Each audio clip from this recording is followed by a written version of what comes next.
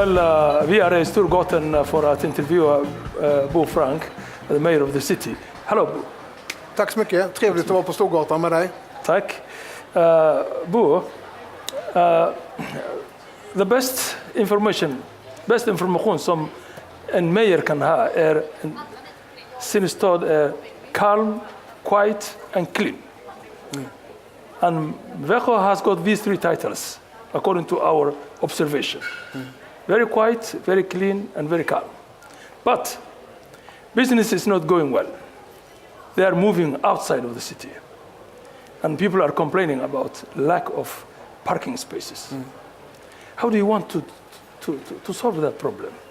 Well, we have a lot of parking places, I can assure you, because if you measure every day, you can find a lot of parking lots empty.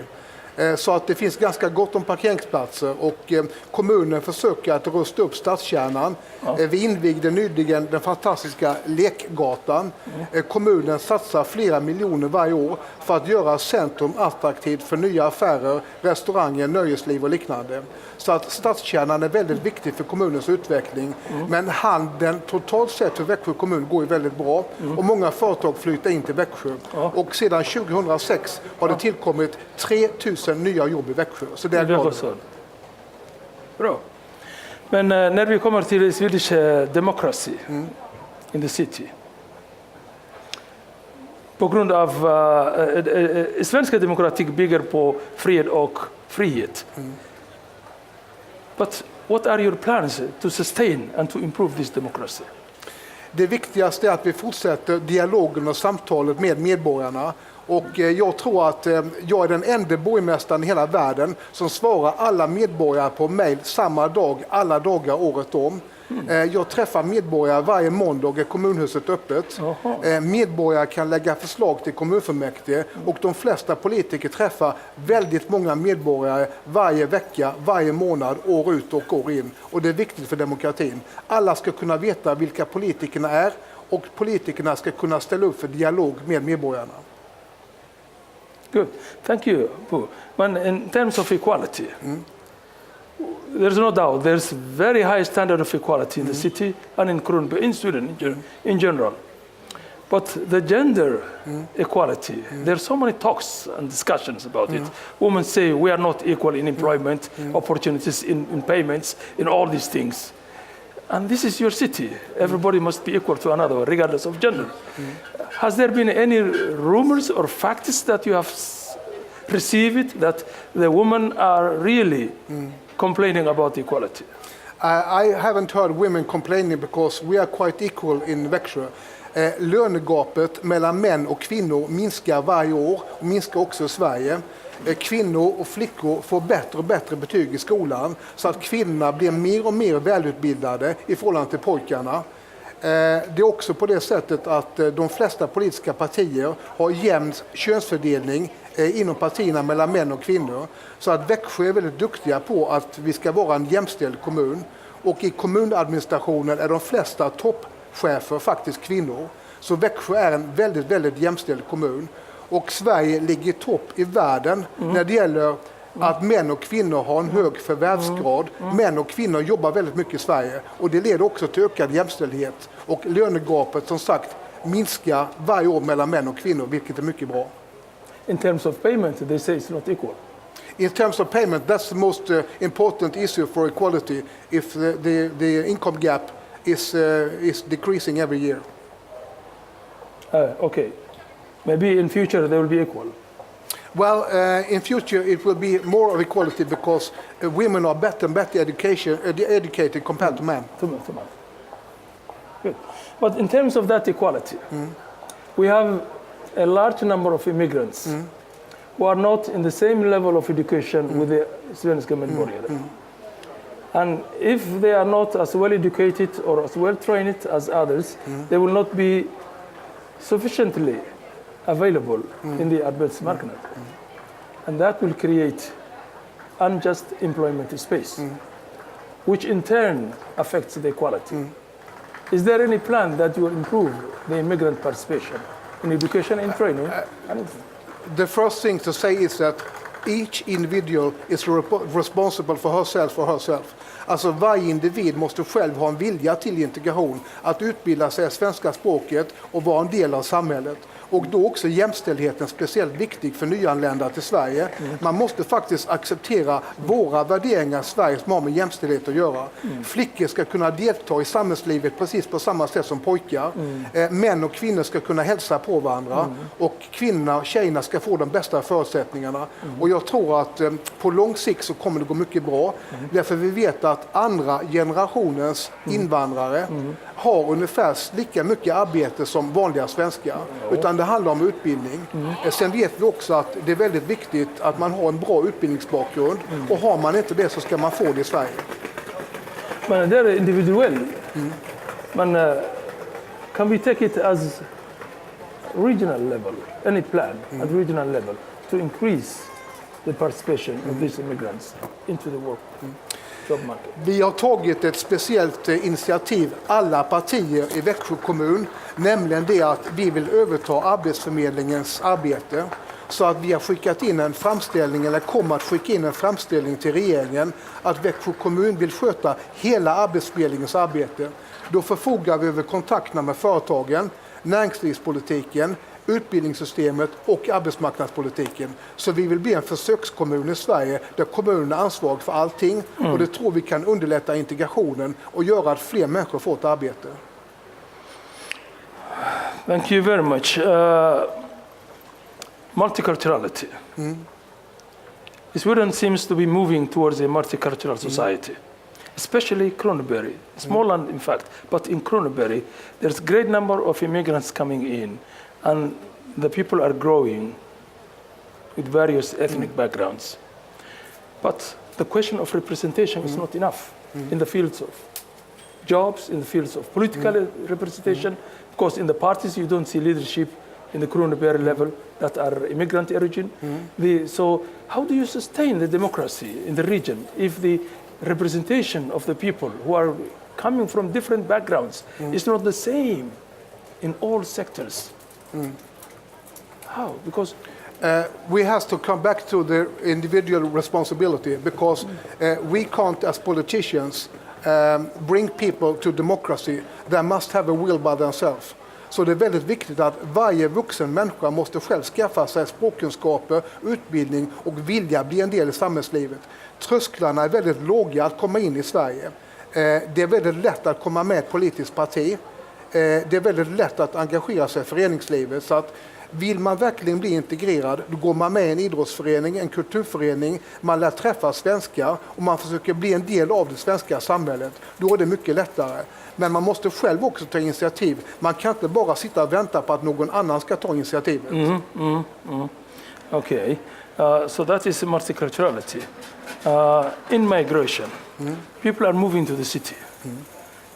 If we make assessments, make research, we find out that the Swedish people are coming for chances of employment are higher in the cities, but in terms of the Somalis in particular, they are coming because the SFE is not in their area, so they have to take the bus all the time. So is there any plan to save time for those families to stay and learn in their own place? Yes, that's a good question, and you're absolutely right. There should be SFI close to where people are living. Och vi försöker nu starta mer av SFI, till exempel i Braås och Lammhult. Och sen tycker jag också, för att underlätta integrationen, man ska också ha en skyldighet när man är föräldraledig att gå och läsa SFI. Man ska inte kunna säga nej på grund av att man är barnledig, utan det ska finnas en obligatorisk närvaro på SFI även om man är föräldraledig. Och då måste kommunen ställa upp och ordna så att det fungerar med barnomsorg. Thank you. About this integration process, people are coming from different countries with different backgrounds and with different educational levels. And when they come here, they go through the same process. There is no such plan that says, you have come from this place, and then you get this kind of integration, and then you get this kind of integration. They are all designed for the same process. So a teenage boy from Somalia, a refugee camp, and a teenage from Moscow who came with his family, they are going to the same process of integration. whereas one has never seen even a toilet. And the other has been using computers. Yeah. And they are equal in the eyes of your authority, of the Swedish authority, especially in Kronoberg. So is there any plan that to build up the background of those who are coming teenage from nothing, from zero? Any plan? You're absolutely right, and I'm not happy about this fact. And what is even worse is that you get your first marks in school in all subjects even after 1 month in Sweden. Yeah. And that's not very good. It's really awful. Yeah. I think we should look more for the individual. We should look what individual skills different person has. And we have to start with that. Och i landningsbanan försöker vi mäta utbildningsnivån därifrån man kommer. Och jag tror att vi måste hitta mer av individuella lösningar. Man kan inte behandla alla lika eftersom alla är olika. Categorization. No, Yeah. we can't because all of us are individuals and we should be treated as an individual, not belonging to a special group. To a special group, okay. About women and migration, let me say now. When they come to Kronoberg, for example, to seek asylum, or to come just in general in Sweden, they are just two people, a man and a woman. But a woman may have been through a very difficult situation just because she is a woman. She might have been raped, she might have been in the sea pregnant, she has gone sick, and she has been abused in many ways. And then when they come to the gates of Sweden, they are treated as two equal people. And many women have been returned. And many men who haven't gone through the same process have been given permission to stay in Sweden. So is there any kind of, well, I don't want to discriminate in asylum seeking the two individuals, but there's some kind of a distinction between them in terms of humanity. This question would be very good to be put to the migration office who are taking care of the cases. But your opinion, do women deserve special attention? Well, I can tell you that I am happy that I'm not responsible for the migration issues. Yes. And I think these kind of questions should be raised to the persons responsible for our migration policy. We are not in charge of those issues in the city. I can only listen to what you're saying. Yes. Okay, that is quite very good. The business, företagare. The immigrant företagers are very low. What do you think is that? It's bad. It should be more easy to start a new company in Sweden. We have been comparing, for example, how it works for newcomers in England and in Sweden. And it's more difficult to start an enterprise in Sweden. So we should make it more easy for immigrants and all people to start new enterprises in Sweden. But especially in this area, because as many of you know, we have a background of small enterprises in our area. And in fact, in the city of Växjö, with 86,000 people, we have almost 8,000 companies. That's quite a lot. So many people have tried to start companies. And different organizations also are helping immigrants to start companies. We have, for example, Macken here in Växjö, and we have Almi, and there's a special task for the federal government to help newcomers to start enterprises as well. Yeah. Well, and when it comes to education, people think that they might be interested to have a private education. Would you have any plan to privatize this SFE? The government is making decisions about SFE. I think you should ask for the best SFE education. The real problem is to look for a good education, not who's responsible. It could be the commune, it could be a private company. And I think we should have a competition when we should ask for the best educators to deal with SFE. I think that is good because many people are not happy with the process of education which they are going through. But if there were educational entities, institutions that are competing to each other, so people would choose where to go for better education. But the problem for the immigrants is that they don't have income. The income is paid, educational expenses is paid by the government. So they are obliged, compulsory for them to go to what the government tells them. So how would they take part in these private opportunities where a man can go which school he chooses? You have no income. No, but it doesn't have to choose SFE education, doesn't have to do with income at all, because you should be obliged to go to SFE, and all people are having SFE. So I think even in future we should have a system that you should start your SFI education much more earlier than you do today. It's a bit of delay I don't like, so I think we should start earlier. There's a delay, but even in the SFE, I would be happy to go to the SFE school that serves better, teaches better, and that costs money if it's privatized. No, it doesn't cost extra money. Okay. The individual doesn't pay anything at all. Okay. No. Okay. And then who will support the private if it's not getting money from the students? We have this voucher system. It's the same system as we have in Växjö. Till exempel, om du väljer att gå på Procivitas gymnasieskola eller Katedralskolan så kostar det ingenting extra. Okay. But that is very good.